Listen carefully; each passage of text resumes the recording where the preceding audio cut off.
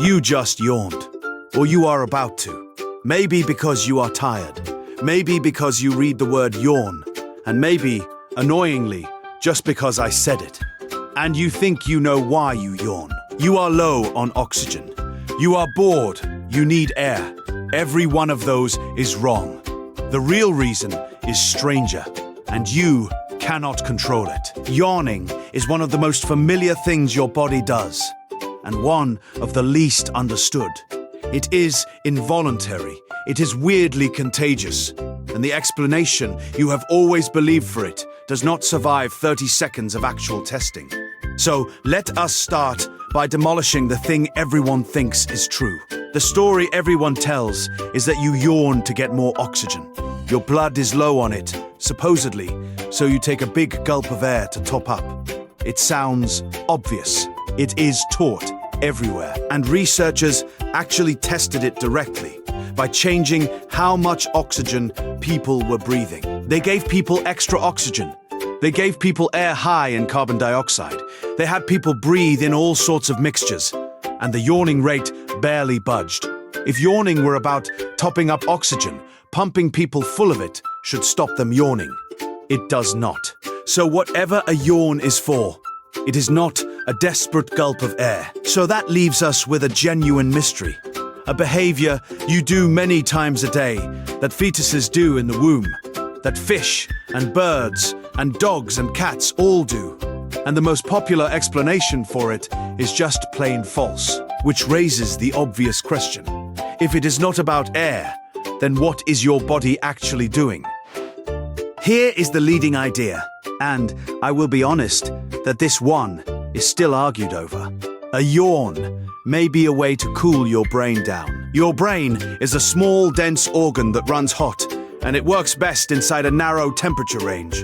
When it drifts a little too warm, performance dips, and your body looks for ways to shed some heat. And a yawn is surprisingly well designed for that. The huge stretch of your jaw forces a surge of blood flow through your head, and the deep inhale pulls in a rush of cooler outside air, both of which can carry heat away from the brain, like a radiator and a fan firing at once. You are not gulping oxygen. You may be venting heat, and the evidence lines up in a satisfying way.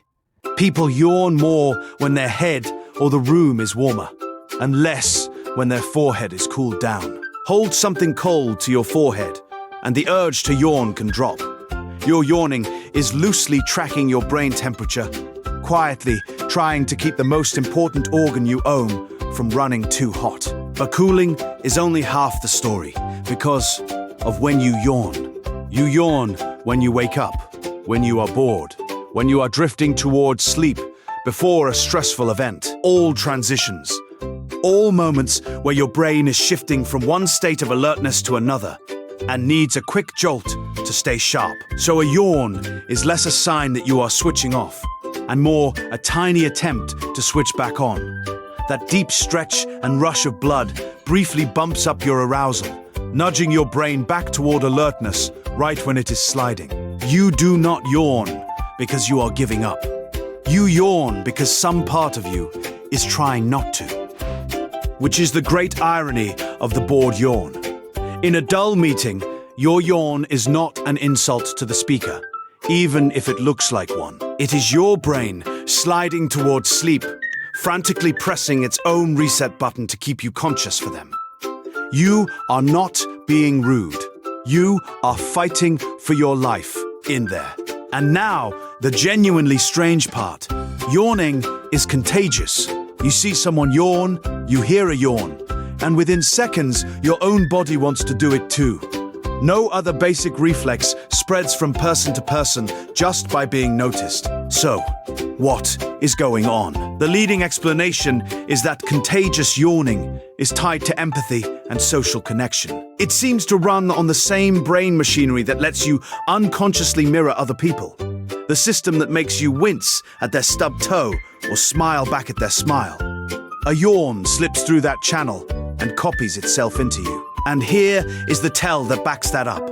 Contagious yawning is stronger between people who are emotionally close.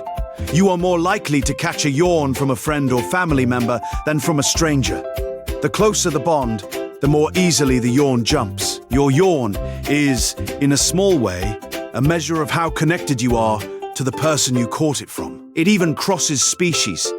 Dogs will catch yawns from their owners, especially the humans they are bonded to. Chimpanzees catch them from their group. This is an ancient social thread, far older than language, quietly sinking the alertness of a group through nothing but the sight of one open mouth. And you have almost no say in any of it. You can clamp your mouth shut, but the yawn reflex still fires behind your lips. The jaw still tries. The breath still pulls. A faked yawn never feels right, and a real one is nearly impossible to fully stop once it starts. It runs on circuitry far below your conscious control. And it starts absurdly early. Fetuses yawn in the womb, months before birth, long before there is anyone to copy or any boredom to feel. It is one of the first things you ever did, wired in before you had a single thought, running quietly ever since, on a system you never installed and cannot switch off. So you move through your day, catching and spreading yawns, cooling a brain you cannot feel, resetting an alertness you did not know was slipping, and silently broadcasting your social bonds through your own open mouth. All automatic, all invisible to you, all happening anyway. So a yawn is not a sign of laziness, rudeness, or a lack of air. It is a small, ancient, multi-tool reflex. Part radiator for an overheating brain, part jolt to keep you alert, part invisible thread connecting you to the people around you. 3 jobs in one helpless stretch of your jaw. The next time you yawn in a quiet room and feel a flicker of embarrassment, let it go. Your brain just ran its cooling cycle, pressed its own alertness button, and possibly told everyone nearby that it trusts them. That is a lot of work for something you have apologized for your whole life.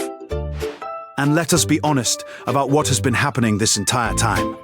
I have said the word yawn more times than is reasonable, shown you a yawning capybara, and described the stretch in detail.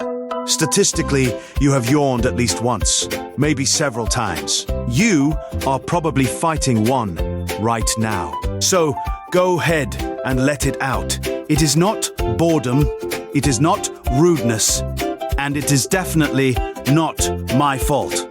It is just the oldest, strangest, most contagious little reset your body owns, doing exactly what it has done since before you were born. Caught you.